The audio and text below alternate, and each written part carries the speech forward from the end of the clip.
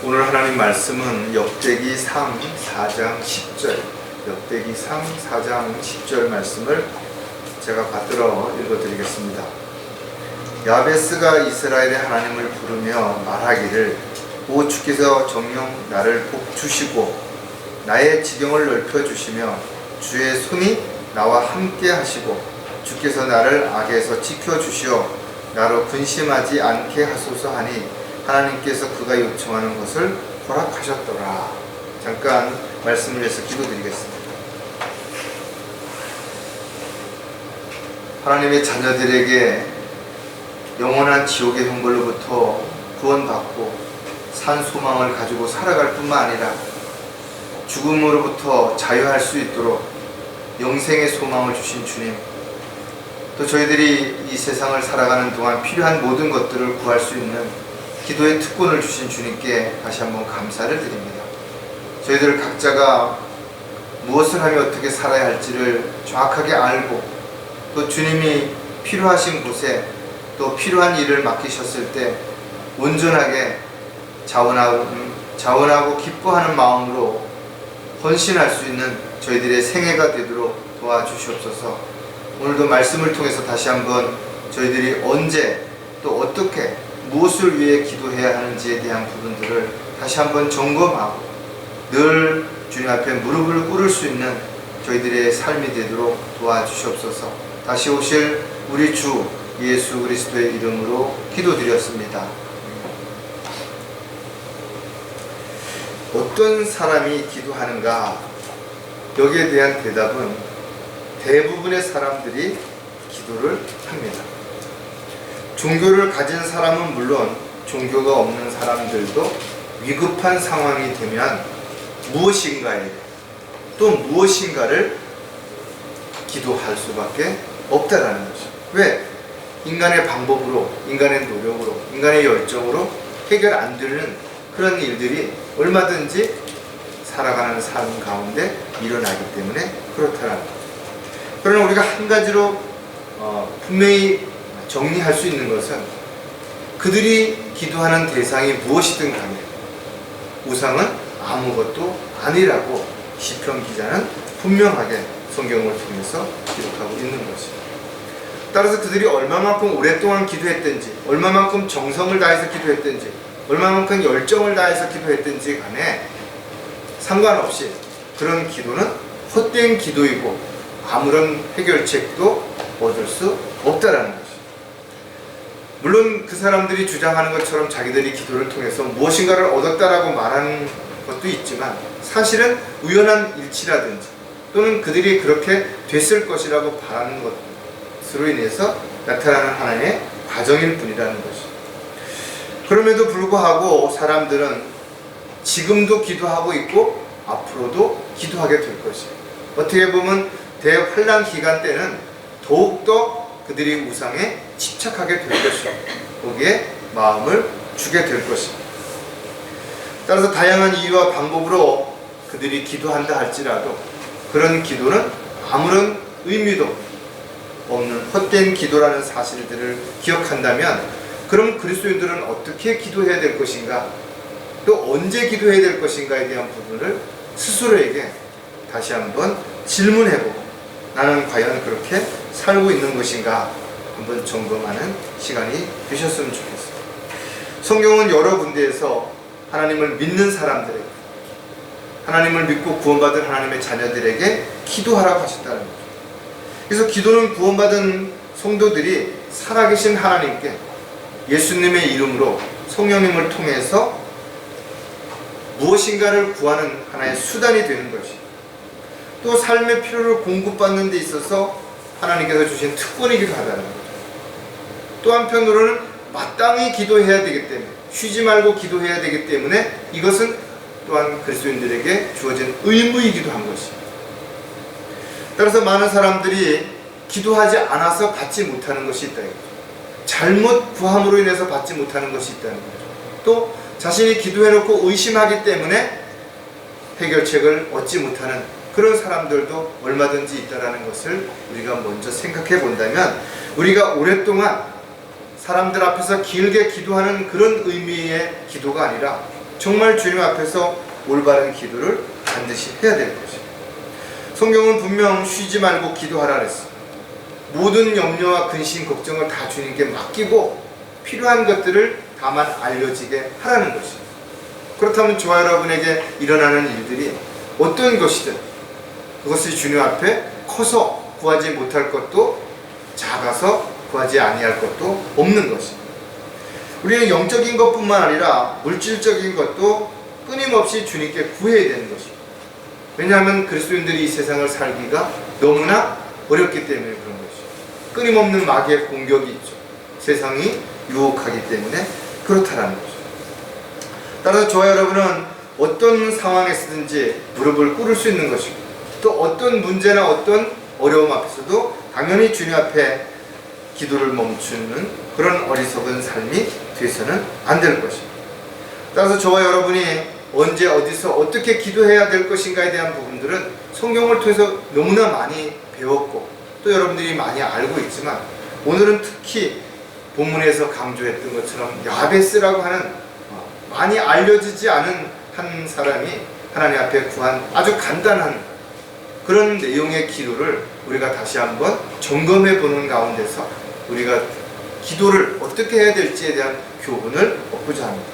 오늘 설교 제목은 야베스의 기도가 주는 교훈들입니다. 야베스가 한 기도의 내용을 우리가 간략하게 요약해서 거기서 교훈을 얻고자 하는 것입니다. 기도가 어떻게 응답되는 것인가? 성경은 분명 4가지로 함축해서 설명을 하고 있는데 즉시 우리가 구하는 대로 응답해 주는 게 있죠. 안 된다고 하시는 게 있습니다. 기다리라고 하는 것이 있어요. 또 침묵하는 것이 있습니다. 따라서 우리가 기도할 때 그 기도의 내용들이 정확하게 하나님 앞에 상달되도록 구체적으로 또 현실적으로 그렇게 기도를 해야 되는 거죠. 막연하게 추상적으로 한다든지 두리뭉실하게 넘어간다든지 또 기도하고 자기가 무슨 내용의 기도를 했는지도 모르고 그냥 잊고 살아가는 이런 기도가 돼서는 절대로 안 된다는 거죠. 따라서 기도를 하는 사람들을 보면 그 사람이 영적으로 어떤 사람인지를 쉽게 구분할 수가 있는데 첫 번째, 그 사람이 하는 기도를 들어볼 때 먼저 하나님의 뜻과 계획들 알고 자신을 어떤 도구로 쓰시고자 하는지에 대한 부분들을 먼저 생각하고 하는 기도하는 사람들은 주로 영적인 그리스도인들이죠. 이런 사람들은 자기가 원하는 자기가 하고 싶은 어떤 것들을 위해서 주님 앞에 기도를 하는 것이 아니고 주님이 나를 어떻게 쓰시고자 하는지 또 어떤 일을 하시고자 하는지에 대한 초점을 맞추어서 하는 기도를 하는 사람들이기 때문에 그렇다는 거죠. 그런 사람들의 특징은 하나님을 사랑할 뿐만 아니라 하나님을 두려움이 분명하게 드러나죠. 그의 삶을 통해서 간증으로 보여지는 거죠. 또 두 번째는 다소 영적이긴 하지만 여전히 육신적인 요소들을 떨쳐버리지 못한 가운데 기도하는 사람, 영적으로 어리다든지 아니면 영적으로 병이 들었다든지 이런 사람들에게서 나타나는 또 열매가 될 수도 있죠. 그리고 한 가지는 사도 야고보가 지적했듯이 구원을 받았지만 여전히 육신적인 삶을 살아가는 거죠. 그래서 육신의 쾌락, 육신의 정욕을 위해서 세상에 있는 것들을 구하는 그리스도인들도 얼마든지 있을 수 있다는 거죠. 우리가 그 외에도 다양하게 사람들의 기도하는 내용을 가지고 이야기할 수 있지만 가장 중요한 것은 그리스도인들 대부분이 영적으로 신실하게 늘 주님의 뜻과 계획 가운데서 기도하면서 살아가는 그런 신실한 일꾼들이 있는가 하면 다소 영적이긴 하지만 여전히 세상과 적당히 타협하면서 육신적인 뭔가를 추구하며 살아가는 그런 그리스도인들, 또 더 나아가서는 구원을 받았음에도 불구하고 여전히 육신적인 것만 마음에 두고 살아가는 그리스도인들의 삶이 될 수도 있다는 거예요. 야베스가 하나님 앞에 드린 기도는 너무나 단순한 것이에요. 그래서 그 내용을 살펴보면 이건 누구나 할 수 있는 기도고 또 지금까지 늘 해왔던 기도인데 라고 말할 수 있는 그런 내용입니다. 그럼에도 불구하고 우리가 이런 부분들을 다시 점검하는 이유는 가장 기본적인 것들이 잘 이루어지지 않는다면 그가 하는 기도가 추상적이 되어버릴 수도 있어요. 막연한 기도, 습관처럼 하는 기도, 보여주기 위한 형식적인 기도가 될 수 있기 때문에 그렇다라는 거예요. 따라서 기도할 때 가장 중요한 것은 어떠한 기도에서도 하나님께서 나의 모든 것을 다 보고 다 알고 계신다라는 것을 전제해서 기도하지 않는다면 이거는 막연한 기도가 될 수 있어요. 그래서 저와 여러분이 지금 내가 처해 있는 상황을 주님 다 아시는 거죠. 다 보고 계시는 거예요. 그럼에도 불구하고 우리가 우리의 처한 상황을 주님께 알려지게 하라고 하신 이유는 우리가 그렇게 기도하지 않으면 그 문제가 해결되었을 때 또 그 문제가 다 풀렸을 때 사람들은 내가 노력을 해서 내가 잘해서 그렇게 됐다라고 착각할 수 있는 것이죠. 그래서 우리가 기도한 후에 그것이 그렇게 이루어졌을 때는 하나님께서 이렇게 인도해 주셨구나, 이렇게 돌봐주셨구나 라는 확신을 가질 수 있기 때문에 우리의 모든 상황들을 주님께 알려지게 하라고 하셨다는 것을 우리가 반드시 기억해야 될 것입니다. 따라서 저와 여러분이 기도가 응답되는 것은 결코 내가 뭔가를 열심히 했기 때문에, 기도를 오래 했기 때문에, 기도를 잘했기 때문에 기도가 응답되는 것이 아니라는 것이에요. 하나님 뜻에 합당한, 하나님께서 필요하시기 때문에 응답해 주신 것이에요. 그리고 정확하게 내가 응답을 바라고 또 정확한 내용의 기도를 했다면 주님이 응답해 주셨을 때 반드시 감사해야 되고, 거기에 따라서 하나님께서 그렇게 해주셨다라고 아름다운 간증들이 반드시 있어야 됩니다.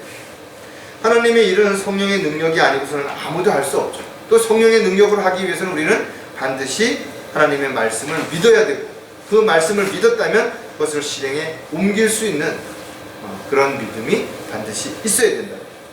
자, 그렇다면 야베스의 기도가 주는 교훈 가운데 첫 번째 우리가 배워야 될 것들이 어떤 건가 하면 복을 주시도록 구해야 한다는 것이죠. 그리스도인들은 세상의 어떤 사람들보다도 가장 큰 복을 받은 사람들이죠.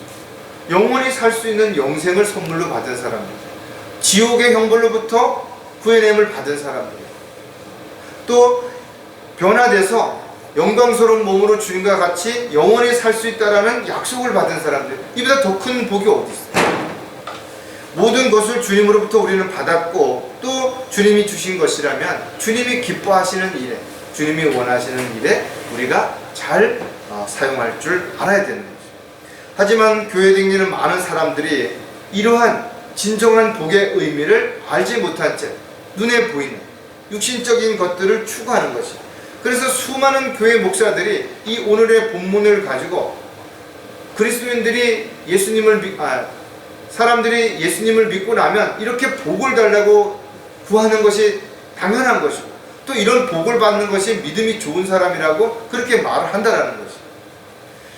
그래서 사람들은 이 세상에서 잘 먹고 잘 살고 다른 사람들보다 뭔가 성공하고 이런 것을 예수를 잘 믿는 증거라고, 그걸 간증이라고 이야기를 한다는 거죠. 그리고 또 다른 사람에게도 11조를 잘 내야 된다든지, 교회에서 봉사를 열심히 해야 된다든지, 어려운 사람을 많이 도와줘야 많은 복을 받는다라고 끊임없이 뭔가를 대가성을 가지고 요구하는 이런 것들이에요. 하지만 야베스가 복을 주시도록 기도한 것은 자신의 쾌락이라든지 자신의 유익을 위해서 그렇게 구한 것이 아니라는 거죠. 야베스는 고통에 익숙한 사람, 야베스라는 이름 자체가 그의 어머니가 야베스를 낳을 때 아주 엄청 힘들게 고통 가운데 야베스를 낳게 된 것입니다. 모든 산모들이 산부를 치르지만 거의 죽음에 가까운 이 고통 가운데 아이를 낳았기 때문에 야베스라고 이름을 붙인 것이래요. 누구든지 고난과 역경들이 닥쳐서 그런 상황에 처해 보지 않는 사람들은 하나님 앞에 간절하게 기도하기 어렵죠. 왜냐하면 자기가 정말 절망적인 그런 상황에서 하나님 앞에 도움이 없다면, 자기가 아무것도 할 수 없는 상황에서 하는 기도야말로 진정한 주님 앞에 간절한 기도가 되기 때문에 그런 것이죠. 하나님께서는 우리가 어떤 마음으로 왜 기도하는지 다 아시는 것이죠. 그래서 우리가 무언가 필요해서 주님 앞에 구했다면 그것을 어디에 어떻게 쓸 것인가에 대한 분명한 목표가 있어야 되는 거죠. 주시면 더 좋고 안 주셔도 그만이고 이러면 안 된다는 거죠. 반드시 주님께서 주셔야 되는 것이고, 주님께서 주셔야만 이 일을 내가 할 수 있고, 이 일은 내 자신의 유익을 위해서가 아니라 주님을 위해서라는 이런 부분들이 확실할 때 그 어떤 기도도 주님은 그것을 외면할 이유가 없으시다라는 거죠. 따라서 야베스가 복을 구한 것은 자신의 만족을 위해서가 아니라 누군가를 위해서 필요했기 때문에 이 복을 구했다라는 거죠. 이런 야베스의 마음을 아시는 주님께서는 즉시 응답해 주셨다는 거예요. 여러분들이 무엇이 필요한 것을 주님께 구했을 때 그 마음을 주님이 아시면 즉시 응답해 주시는 거예요.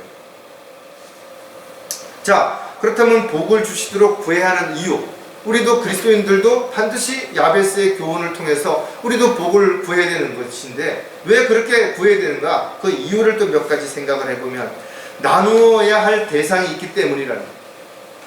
나는 더 이상 많지 않아도 물질적이거나 시간이 많지 않아도 살아가는데 별 문제가 없어요. 그러나 나와 함께하는 사람들, 가족이라든지 이웃이라든지 동료라든지 주변 사람들이 뭔가 필요로 한데 그들에게 내가 뭔가 나누어주고 하나님의 사랑을 실천하기 위해서 필요하다 이거죠. 어떤 사람은 주고 싶어도 가진 게 없어서 주지 못하는 사람이 있죠. 그러나 어떤 사람들은 많은 것을 가지고 있어도 줄 마음이 전혀 없어서 주지 못하는 사람들도 있다라는 것이죠. 무엇인가를 줄 수 있다는 것은 또 다른 하나님의 은혜의 사랑이 분명하다.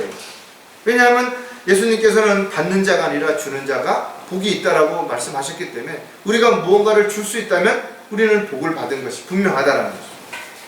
따라서 우리가 가진 모든 것들은 주님으로부터 받은 것이고 주님이 원하시는 곳에 사용되어진다면 우리가 주님이 기뻐하시는 일을 위해서 더 많은 것이 필요하다고 주님께 구할 때 주님께서 그것을 주시지 않을 이유가 전혀 없기 때문에 그 기도는 즉시 응답이 될 수 있다는 것이죠. 하지만 중요한 것은 내가 그렇다라고 말을 하면서도 내 마음은 나의 욕심이 먼저 있다면 주님은 그 마음을 보시기 때문에 응답하지 않으실 수도 있는 것이죠. 히브리서 13장 16절에 보면 또한 선을 행함과 함께 나누는 것을 잊지 말자. 하나님께서는 그러한 재물들을 매우 기뻐하시느니라. 그러니까 저와 여러분이 가진 것을 누군가에게 나누어 주는 것을 하나님께서 무척 기뻐하신다라는 거예요. 내가 쌓아놓은 것보다 훨씬 더 기뻐하신다라는 겁니다. 따라서 자신이 가진 것을 먼저 향유할 줄 알아야죠. 자신이 많은 걸 가지고 있는데도 전혀 사용할 줄도 모르고 어디 있는지도 모르는 이런 어리석은 삶을 살아서는 안 되는 거죠. 그리고 그 다음에 자신이 충분히 향유했다면 그 나머지 부분들에 있어서는 지체들이라든지 이웃이라든지 함께 나눌 수 있는 그런 삶이야말로 하나님을 기쁘시게 해드리는 삶이 될 수 있다는 거죠. 성경은 아낌없이 나누는 것을 즐기는 사람은 결코 궁핍하지 않을 것이라 해서 어려운 사람들에게 필요한 것을 나누어 주는 것, 그 사람이 그것을 받았을 때 얼마나 감사하겠어요. 감사하면 감사하다고 그냥 있겠어요? 진심으로 감사하다면 하나님께 필요한 것들을 공급해 주시도록 하나님께 구할까다. 이런 기도를 하나님께서는 더 잘 응답해 주시는 것이 분명하다는 거죠. 따라서 세상의 이치를 보면 내가 많은 것을 더 가지고 있고 쌓아 놓아야 그게 복이라고 볼 수 있지만 성경적인 원칙은 나누어 주는 것이 복이 있다라는 것. 이것이 세상 방법과 다르다라는 거죠. 그래서 그리스도인들이 나눌 줄 안다면 그 사람은 복을 받은 사람이 분명한 것이고 그 복을 나누어 줄 알기 때문에 하나님께서는 더 많은 것들을 끊임없이 채워줄 수 있다는 거죠.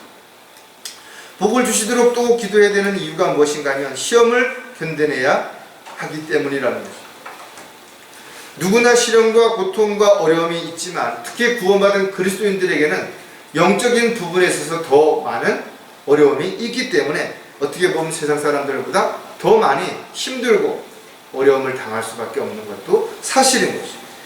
하지만 우리가 이와 같은 과정들을 잘 견디고 이겨낸다면 이것이 아름다운 간증이 되는 것이고 주님께 영광을 돌려드리는 또 하나의 간증이 되는 것이기 때문에 우리는 잘 참고 견뎌냈을 때 오히려 복이 있는 사람이라고 칭찬을 받을 수 있다는 거죠.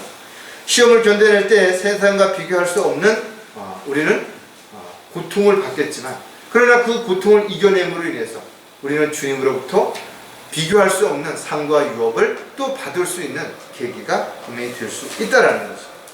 야고보는 욥의 인내를 제시하면서 이렇게 이야기하죠. 자신에게 닥친 모든 시험을 견뎌낼 때 그들은 복이 있는 자들이라는 거예요. 욥의 인내를 예로 보여주는 거예요.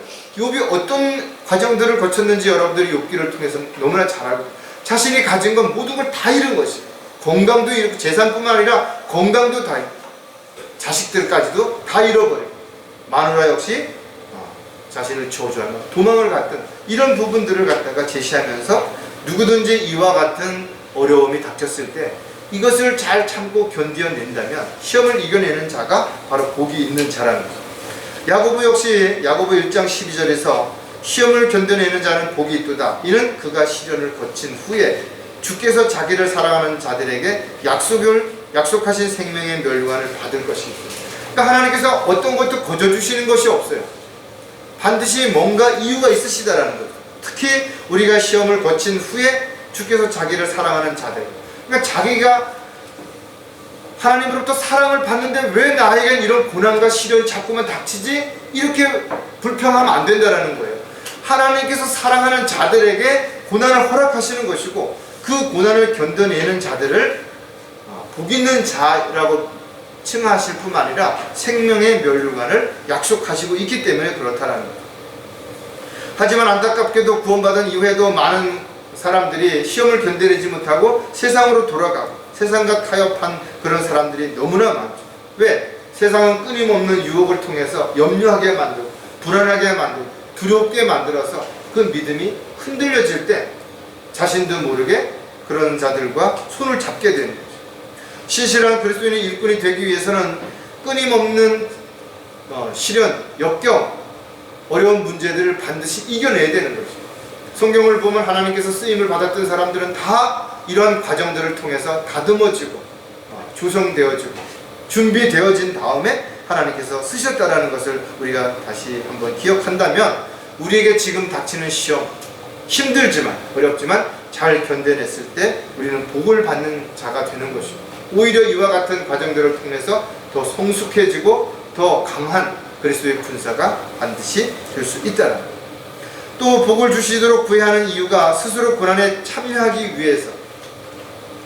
저와 여러분은 자신이 주님을 위해서 어떤 일을 계획하고 또 그 일을 실행하려고 한다면 반드시 거기에는 마귀의 공격과 방해가 있기 때문에, 또 어려움을 겪을 수밖에 없기 때문에 그것이 고난과 직결된다는 걸 알고 있다는 것이죠.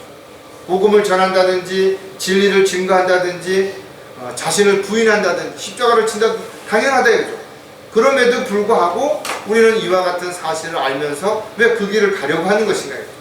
왜 주님을 따르는 길이 좁은 길인지 알면서 그 길을 가려고 하는 것인가요? 그것은 주님께서 우리에게 그렇게 하기를 원하실 뿐만 아니라 우리가 이와 같은 길을 계속해서 갔을 때 주님과 함께 받을 상과 유업을 우리는 미리 알고 있기 때문에 그런 것이죠. 사도 바울은 디모데에게 편지하면서 누구든지 신실하게 살고자 한다면 반드시 박해를 받을 것이다. 우리가 신실하게 살고자 할 때 마귀가 가만 놔두지 않는 거죠. 세상이 가만 놔두지 않는다는 거죠. 그래서 신실한 그리스도인들은 고난을 외면하거나 피하려고 애쓰기보다는 오히려 그 고난을 견뎌내고 이겨내고 극복해내는 것이에요. 그러므로 인해서 많은 열매들이 드러나는 것입니다.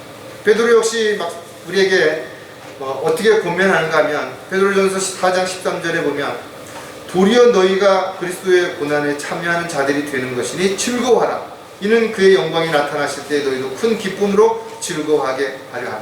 주님이 오셨을 때 우리도 그 영광에 동참하게 되려면 고난을 반드시 받아야죠. 또 그 고난에 동참해야만 그렇게 된다는 것을 로마서에서도 우리에게 잘 가르쳐 주는 것입니다. 자녀이면 또한 상속자들이니 하나님의 상속자들이요 그리스도와 함께한 공동 상속자들이니 우리가 그와 함께 영광을 받기 위해서는 고난도 함께 받아야 하리라. 주님과 함께 고난에 동참하지 않는다면 주님이 오셨을 때 그 영광에 함께 참여함이 없는 거예요. 이런 것을 사람들은 잘 모르기 때문에 이 세상에서 먹고 마시는 즐기는 이런 것을 복을 받았다라고 착각하고 수많은 사람들이 교회에서 이것을 끊임없이 요구하고, 여기에 한층 더 나아가서는 이 야베스의 기도의 한 부분을 사람들에게 끊임없이 이야기하면서 기복신앙의 마음을 뺏기게 만들고 있다는 거죠. 저와 여러분이 주님을 위해서 얼마나 고난을 받았는지 이것은 그리스도의 심판석 앞에 가면 다 드러나게 될 것이고, 여기에서 삶과 유업으로 또 그 사람이 어떻게 살았는지가를 반드시 입증하게 될 것입니다. 따라서 저와 여러분이 진정한 복은 우리가 주님 앞에 서게 됐을 때 우리가 어떻게 살아온 것인가, 이런 부분을 가지고 평가받는 것이 진정한 복이라는 것을 생각한다면, 이 세상에서 우리가 복을 구하는 것은 육신의 만족을 위한 복이 아니라 주님이 기뻐하시는, 또 주님께서 원하시는 일들을 위해서 뭔가 필요를 구하는 그 복을 의미한다는 것을 다시 한번 생각을 해야 될 것입니다. 두 번째 야베스의 기도가 주는 교훈은 무엇인가 하면 지경을 넓혀주시기를 구해야 한다는 것입니다. 지게표를 함부로 옮겨가는 이런 술수를 쓰면 안 되죠. 남의 땅에다가 자신의 말뚝을 꽂아놓고 이건 내 땅이다라고 이야기하는 것은 옳지 않은 일이지만 내가 열심히 노력해서 조금씩 땅을 넓혀가는 것이야말로 그리스도인들에게 가장 합당한 방법이죠. 그런데 우리가 이 지경을 넓혀가기 위해서는 많은 난관이, 많은 어려움이 있고 많은 것들이 필요하기 때문에 우리는 주님께 이것 또한 구해야 된다는 거예요. 그래서 야베스는 자신에게 복주기를 먼저 기도했고 그 다음에 자신의 지경을 넓혀주시기를 기도했다는 거예요. 하나님의 약속을 믿고 또 주님이 다시 오심을 기다리는 사람들 역시 내가 주님을 위해서 무엇을 어떻게 해야 될지 지경을 넓혀달라고 끊임없이 기도해야 돼요. 시편 기자처럼 입을 넓게 열어서 더 우리가 생각했던 것보다 더 넓게 더 많은 것들을 주님께 열어달라고 기도해야 되겠죠. 야베스가 구체적으로 어떤 내용을 얼마나 지경을 넓혀달라고 기도했는지에 대한 내용은 없어요. 우리 또한 마찬가지로 각자가 자신이 바라는 것, 원하는 것, 또 하고자 하는 것들이 다르기 때문에 어떻게 정리할 수는 없을지라도 분명 주님께서는 우리를 도구로 쓰시고자 하는 목적을 가지고 부르셨다면 주님의 계획에 따라서 우리의 지경을 넓혀주시는 것은 지극히 당연한 것입니다. 우리가 준비가 된다면 또한 거기에 합당한 지경을 넓혀주실 것입니다. 왜냐하면 우리가 감당할 수 없는 상태에서 지경을 넓혀주시면 오히려 우리가 그것을 감당하지 못하니까 넘어질 수 있고 또 거기에 마귀에게 틈을 줄 수 있기 때문에 더더욱 그렇다라는 거죠. 따라서 그리스도인들은 가장 먼저 자신이 지경을 넓혀 달라고 주님께 구했다라면 자신의 역량을 키워가는 것, 능력을 키워가는 것이고 또 믿음을 더 굳건하게 세워야 된다는 것. 저와 여러분은 각자 주님으로부터 받은 사역들이 있다. 또 받은 은사들이 있다는 것. 그것이 무엇이든 간에 그것을 통해서 지경을 넓혀가고 또 지경을 넓혀갔을 때 주님의 도구로 그것을 올바르게 잘 사용할 줄 알아야 됩니다. 따라서 저와 여러분은 주님 앞에 무엇을 어떻게 해야 될지 잘 모르기 때문에 먼저 내가 무엇을 하기를 원하시는지, 언제 어떻게 하기를 원하시는지를 구했다면 그 다음에 그것을 감당할 수 있는 지혜와 지식과 능력과 물질과 시간과 건강을 달라고 기도해야 될 것이고 그런 것들이 주어졌을 때 주님이 나에게 주시는 것에 합당한 그 일에 헌신하고자 하는 열정들이 있다면 반드시 주님께서는 우리에게 지경을 넓혀 주실 것이고 또 그 지경을 감당할 수 있도록 반드시 함께 동행해 주실 것이다. 자, 지경을 넓혀 주도록 구해야 하는 이유를 또 우리가 구체적으로 몇 가지 생각해 보면 영적으로 성장해야 하기 때문이라는 거예요. 구원받은 그리스도인들은 수도 없이 이야기하지만 진리의 지식에 이르기를 하나님께서 원하신다라는 거예요. 그러니까 구원 받았으면 그 다음에 원하시는 것은 진리의 지식으로 이르는 것이에요. 왜? 진리의 지식으로 성장하지 못하면 주님의 도구로 일꾼으로 아무것도 쓰임받을 게 없는 것이에요. 따라서 그리스도인들은 반드시 진리의 지식에 이르러서 자신에게 주어지는 시련과 역경과 고난을 이겨낼 뿐만 아니라 주님이 맡겨주신 일들을 잘 감당해서 아름다운 간증으로 드러나야 됩니다. 영적으로 성장하지 않은 사람들은 마귀에 대해서 알지 못하죠. 하나님에 대해서도 당연히 알지 못하는 거죠. 그러다 보니까 자기의 경험, 지식, 능력 여기에 맞춰서 하나님을 판단하고 평가하는 이런 어리석은 자가 되는 것이죠. 에베소 4장 13절에 보면 우리 모두가 믿음의 하나됨과 하나님의 아들을 아는 지식의 하나됨에 도달하게 하고 온전한 사람이 되어 그리스도의 충만하심의 장성한 분량에까지 이르게 하려 하십니다. 하나님의 계획은 우리가 모두 장성한 그리스도의 분량에 이르러서 언제 어디서든지 자유자재로 하나님의 말씀을 사용할 수 있는 그런 일꾼이 되기를 원하신다는 거예요. 그럼에도 불구하고 안타깝게도 많은 사람들이 영적으로 성장이 멈춘 상태에 있다든지 아니면 오히려 영적으로 더 퇴화되는 그런 상태에 있는 육신적인 그리스도인들이 너무나 많이 있다는 거죠. 따라서 저와 여러분이 앞으로도 끊임없이 주님의 도구로 일꾼으로 쓰임을 받기 위해서는 반드시 끊임없이 성장해야 되는 거죠. 또 성장이 멈추지 않도록 끊임없이 자신을 반복해서 우리는 배워야 되는 거죠. 공부라는 말이 우리에게 주님께서 명령으로 주어졌지만 공부라는 말이 단지 지식적인 걸 배우는 거로 끝나는 것이 아니라 반복해서 훈련하는 것도 지키는 것도 다 공부가 된다는 거죠. 그러니까 자기가 가지고 있는 지식을 끊임없이 반복해서 더 잘 사용할 수 있는 것도, 또 우리가 잃어버리지 않고 끝까지 그것을 지키도록 하는 것도 다 우리가 지속적으로 공부해야 될 내용이라는 사실도 반드시 우리는 기억을 해야 될 것이에요. 지역을 넓혀줄수록 구해야 되는 또 다른 이유가 지역 교회가 강성해야 하기 때문이죠. 개인적으로도 우리는 영적으로 강력한 그리스도의 군사가 되어야 되겠지만 또 교회 역시도 강성해야죠. 일할 수 있는 일꾼이 많아야 되는 것이죠. 또 적군과 싸워서 이길 수 있는 그리스도의 군사들이 많아야 되는 것이죠. 또 끊임없이 영적으로 배우고 또 권면해 줄 수 있는 어린아이와 또 어른들도 많아야 되는 것이죠. 하지만 사람이 많다고 해서 그 교회가 강성한 교회는 아니에요. 오히려 사람이 많으면 육신적으로 분열과 분파가 일어나서 오히려 세상적인 것들을 가지고 시기하고 질투하고 다투는 이런 어리석은 일로 인해서 시간을 낭비하는 사람들도 너무나 많기 때문에 그렇다라는 거죠.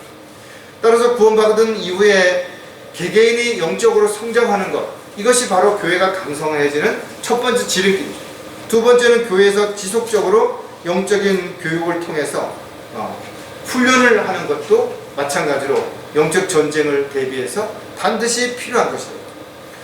고린도전서 12장 12절에 보면 몸은 하나인데 많은 지체가 있고 한 몸의 지체는 많아도 모두 한 몸인 것처럼 그리스도께도 그러하리라. 우리 교회가 한 몸이라는 거죠. 그러니까 모두가 다르지만 그 한 몸 안에 다 소속이 되어 있는 거죠. 또 한 몸이지만 하는 역할들이 다르기 때문에 그 지체로서의 역할, 위치, 또 방법이 다를 수 있다는 거죠. 그렇기 때문에 지역교회 한 형제 자매가 모두 소중한 거죠. 겉으로 보기에 더 잘나고 더 못나고 더 일을 열심히 하고 더 일을 안 하는 것처럼 보이는 그런 형제 자매들이 있다 할지라도 누구 하나 소중하지 않은 지체는 아무도 없다라는 거죠. 가장 중요한 것은 자신의 역할을 충실히 할 수 있도록 동기부여가 되어야 되는 것이고 또 마음이 늘 그렇게 자원하는 마음으로 그렇게 스스로에게서 일어나야 되는 거죠. 교회에 더해지는 것도 더해진 사람들이 말씀 위에 뿌리를 내리는 것도 또 그 형제 자매들이 더 영적으로 성장해서 적과 싸워 승리할 수 있는 영적인 군사가 되는 것도 모두 교회가 강성해져야 하는 가장 큰 이유이고 교회가 강성해져야 외부의 세력으로부터도 교회를 지킬 수 있을 뿐만 아니라 교회에게 맡겨준 일들을 합심해서 일할 수 있기 때문에 교회는 끊임없이 강성해져야 되기 때문에 여러분들은 반드시 교회의 지경이 넓혀지도록 또 여러분의 역량이 넓혀져서 교회의 역할을 더 감당할 수 있는 군사가 되도록 반드시 기도해야 된다. 지경을 넓혀줄수록 기도해야 되는 또 다른 이유는 은혜의 복음을 전해야 하기 때문입니다. 우리가 구원받은 이후에 영적으로 성장했다면 가장 중요한 일은 영적으로 성장한 이유가 뭐예요? 하나님의 뜻과 계획대로 주님 부르실 때까지 신실한 도구로 일꾼으로 쓰임받기 위해서라면 그 일이 하나님의 일꾼으로서 해야 할 가장 중요한 일 가운데 하나가 바로 복음을 전파하는 일이라는 거죠. 따라서 저와 여러분이 복음을 전하는 데는 수없이 많은 방해가 있죠. 많은 공격을 받는다, 어려움을 받는 것이. 그렇기 때문에 우리가 좀 더 많은 사람들, 좀 더 넓은 지역에 복음을 전하기 위해서는 반드시 주님의 능력이, 주님의 도우심이 필요하다. 자신이 하는 일을 아무것도 아니라고 생각하게 되면 자신이 하는 모든 일들에 대해서 하찮게 생각할 수도 있어요. 또 자신감을 잃어버릴 수도 있다는 거죠. 그리고 아니지, 내가 다른 뭔가를 해야지. 끊임없이 다른데 눈을 돌릴 수밖에 없다는 거죠. 저 여러분의 지경은 사업일 수도 있고 직장일 수도 있고 가정일 수도 있고 학업일 수도 있고 어떤 기술을 연마하는 것이 될 수도 있죠. 그러나 가장 중요한 것은 이 모든 것들이 궁극적으로는 하나님이 원하시고 기뻐하시는 일들을 위한 하나의 과정들이고 거기에 필요한 물질을 공급받기 위한 하나의 수단이 되어야 된다는 거죠. 이것이 더 먼저가 돼서는 안 된다는 거죠. 자신이 하는 일로 인해서 누군가에게 도움이 된다면 또 유익이 된다면 우리가 하는 일이 아무리 작은 일이라도 결코 그 일은 부끄러운 일이 될 수가 없는 거죠. 오히려 그 일이야말로 누군가에게는 정말 소중하고 정말 의미가 있는 그런 일이기 때문에 그런 거죠. 골로새서 4장 3절에 보면 또한 하나님께서 우리에게 말문을 열어주사 그리스도의 신비를 말하게 하여 주시도록 기도하라. 이로 인하여 내가 메인바 되어. 에베소서도 동일하죠. 사도 바울이 나를 위해서 기도하라. 왜? 내가 담대하게 입을 열어서 복음을 전할 수 있도록 그렇게 하라는 거지. 저와 여러분이 마찬가지로 누군가에게 복음을 전할 때, 또 복음을 전할 수 있는 어떤 상황이 됐을 때는 여러분 반드시 먼저 기도해야 된다 이죠. 시간이 없으면 차를 타고 가면서 기도하는 것이, 눈을 뜨고 기도해도 상관없다 이거죠. 그리고 또 여러분들이 이것은 좀 더 기도에 지원이 필요하다 그러면 즉시 목사에게 또는 형제 자매들에게 기도해달라고 문자를 놓아서 기도의 힘이 된다. 어떤 것보다 가장 강력한 힘은 뭐예요? 바로 기도의 힘이에요.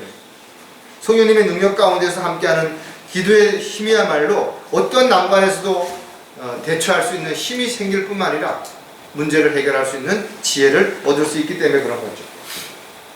그리스도인들은 복음 전파의 지경을 넓혀줄수록 끊임없이 기도해야 되는 것이고, 아직까지도 우리가 복음을 전해야 할 대상은 너무나 많은 것이고, 주님은 오실 때가 심히 가까이 오고 있지만 우리가 해야 할 일은 멈추어서는 절대로 안 된다라는 거죠. 그러기 위해서 세상이 힘들어지고 경제적으로 또 요즘처럼 코로나에서 대면 관계가 어려워지는 상황에서 우리가 낙담하고 포기할 수도 있어요. 그러나 성경은 우리가 어떤 상황에 있든 간에 그때 필요한 것을 구함으로 인해서 작지만 많은 부분은 할 수 없을지라도 우리가 열심히 하다 보면 분명 주님께서는 기회를 주실 것이고, 또 그 기회를 통해서 많지 않더라도 한 명이라도 더 혼을 주님께로 이겨올 수 있는 도구로 쓰임받을 수 있게 될 것입니다. 자, 마지막으로 야베스의 기도가 주는 교훈은 무엇인가? 바로 악에서 지켜주시도록 구해야 한다는 것이죠. 야베스는 복을 주시고 지경을 넓혀줄수록 기도하고 끝난 것이 아니라 더 나아가서 주의 손이 나와 함께 하시고 주께서 나를 악에서 지켜주시어 나로 근심하지 않게 하소서라고 기도한 것을 볼 수 있어요. 이 내용들을 우리가 자세하게 살펴보면 늘 주님이 나와 함께 하신다는 거예요. 늘 내가 주님과 떨어져 있는 것이 아니라 주님이 나와 함께 계시는 것이, 뿐만 아니라 나에게 어떤 상황에서도 흔들리지 않고 주님만을 바라볼 수 있도록 그렇게 하게 해주시겠다라는 거예요. 왜냐하면 우리가 근심하게 되고 걱정하게 되고 염려하게 된다면 그 틈새를 죄가 비집고 들어와서 우리가 죄를 짓게 되고 하나님과의 어떤 교제가 단절되고 또 지체들과의 관계가 점점 멀어져 버립니다. 많은 사람들이 왜 믿음의 대열에서 이탈한 것인가요? 왜 달려갈 길을 중간에 포기하고 세상으로 돌아간 것인가요? 바로 자신이 주님의 함께 한다는 사실을 잃어버렸기 때문에 그런 거죠. 어떤 상황에서 주님께서 나를 지켜주실 것을 믿지 못했기 때문에 그렇다는 거죠. 따라서 많은 사람들이 영적인 부분에서 흔들릴 수 있죠. 낙담할 수 있고 좌절할 수 있어요. 그러나 다시 무릎을 일으켜 세울 수 있는 것은 바로 기도밖에 없다는 거예요. 또 영적으로 성공했다 하더라도 그것이 계속 지속된다는 보장이 없는 것이에요.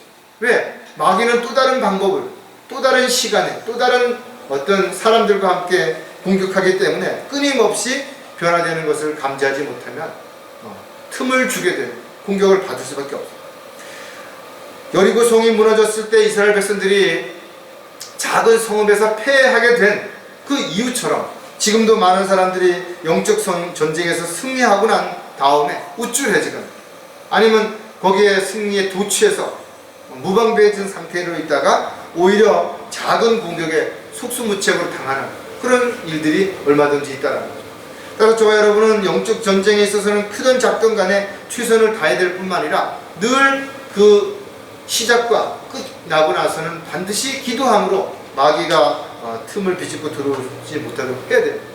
제가 지난번에도 얘기했지만 자전거 탈 때 가장 위험할 때는 타기 직전과 타고 나서 내릴 때 그때가 가장 많은 넘어질 수 있는 위험이 있다라는 거죠. 비행기가 이륙하고 또 착륙할 때도 마찬가지라고 이야기하는 것처럼 우리가 항상 어떤 일을 시작할 때 또 끝 마쳤을 때 그 틈새를 안일하게 할 때 또는 너무나 낙담했을 때 또 너무나 힘들고 어려웠으니까 이제는 다 포기하고 이렇게 했을 때 그때 틈새를 비집고 들어온다는 거예요. 이럴 때 철저하게 주장하겠죠. 우리를 지키기 위해서는 주님으로부터 늘 보호해달라고 지켜달라고 하는 기도를 잊지 말아야 되는 것이죠. 자, 악으로부터 지켜주시도록 기도해야 되는 이유도 여러 가지 있지만 그 중에 몇 가지 보면 하나님의 뜻대로 살아야 하기 때문에 우리가 우리 뜻대로 살기 위해서는 하나님 앞에 기도하지 않아도 되죠. 내가 열심히 하고 또 최선을 다하고 그러면 되죠. 그러나 내가 내 마음대로 내가 원하는 대로 살 수 있는 것이 아니라는 거죠.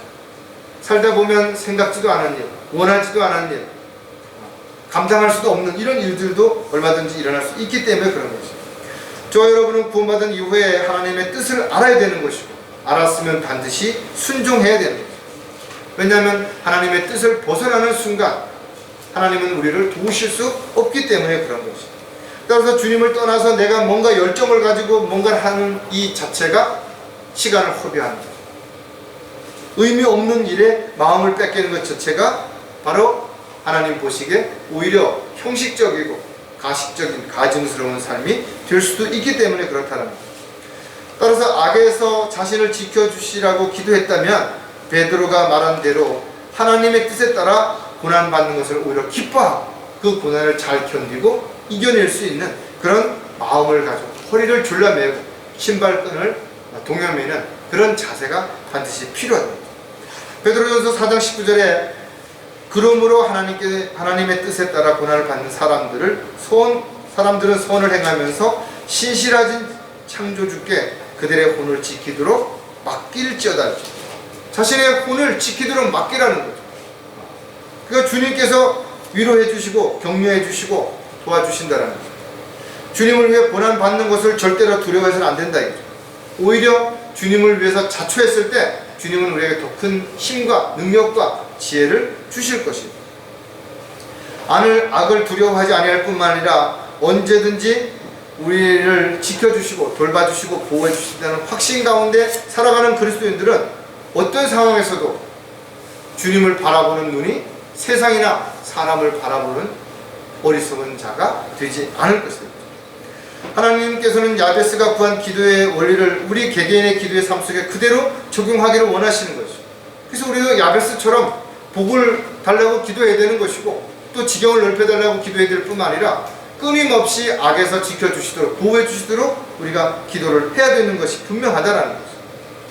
자, 악에서 지켜주시도록 기도해야 되는 또 다른 이유가 뭔가 하면 세상의 유혹을 이겨내야 하기 때문입니다.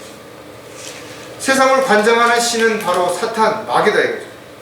마귀는 세상의 유혹으로부터 우리가 넘어지도록 세상의 좋은 것들을 보여주는 것이, 육신적인 만족을 할 수 있는 것들을 보여주는 것이, 주변에 있는 사람들을 통해서 끈질기게 우리를 넘어뜨리려고 유혹한다는 것이죠. 하지만 우리가 세상의 것들을 바라보게 되고 세상에 있는 것들을 사랑하게 된다면 하나님과는 결과적으로 원수가 되는 삶을 살아가게 되기 때문에 사도 요한은 세상도 세상에 있는 것들도 사랑하지 말라고 우리에게 가르쳐 줍니다. 이 세상 제도는 결코 그리스도인들에게 합당하지 않다. 수시로 다가오는 이런 유혹들, 미혹들 우리가 이겨내기 위해서는 반드시 믿음 안에 국해서 있어야 됩니다. 주님만을 바라보아야 됩니다. 요한일서 5장 19절에도 보면 우리가 아는 것은 우리는 하나님께 속해 있으며 온 세상은 악함 속에 놓여 있다는 것이다. 세상과 하나님과의 관계를 반드시 분리해놓고 있죠. 내가 하나님께 속해 있든지 세상에 속해 있든지 하나님 중심적이든지 세상 중심적이든지 분명히 나눠져 있는 거예요. 양다리를 거치는 것은 없다라는 겁니다. 따라서 세상이 아무리 발달하고 문명이 발전했다 하더라도 또 기계가 발전돼서 많은 것들이 새로워지고 또 좋아졌다 하더라도 성경은 우리에게 아무도 너희는 철학과 헛된 속임수로 노략질하지 못하도록 주의하라. 그것들은 사람의 전통과 세상에 유치한 원리를 따른 것이며 그리스도를 따른 것이 아니고 우리는 그리스도의 원칙, 세상의 원칙이 아니라 주님의 원칙에 따라서 살아가는 사람들이에요. 그래서 우리가 이 세상을 싸워 승리할 수 있는 유일한 길은 어떤 태권도를 한다든지 돈을 많이 번다든지 세상의 권력을 얻는다든지 아니라는 것이죠. 오직 믿음밖에 없다라는 것을 요한일서에서 가르쳐줍니다. 이는 하나님께로부터 태어난 자는 누구든지 세상을 이기기 때문에 하나님으로부터 다시 태어나지 않은 거듭나지 않은 사람들은 세상을 이길 수가 없는 거예요. 자신도 모르게 세상에 속아서 세상에서 잘 먹고 잘 사는 것 자체가 자기가 복을 받고 잘나고 똑똑한 착각하고 사는 것이 세상의 덫에 걸려서 자기가 지금 죄를 짓는지도 모르고 살아가는 거죠. 참으로 어리석다. 그리스도인들은 자신을 점검하고 세상의 마음을 빼앗기지 않도록 악으로부터 철저하게 자신을 지켜주도록 주님 앞에 기도해야 되는 것이고 늘 정신을 차리고 깨어 있어야 되는 것이 분명하다라는 거죠. 악으로부터 지켜주도록 기도해야 되는 또 다른 이유는 마귀의 공격을 대적해야 하기 때문입니다. 세상의 유혹을 아무리 이겨내고 자신에게 닥친 고난을 잘 참아낸다 하더라도 마귀의 공격을 이겨내는 것은 결코 쉽지 않은 것이죠.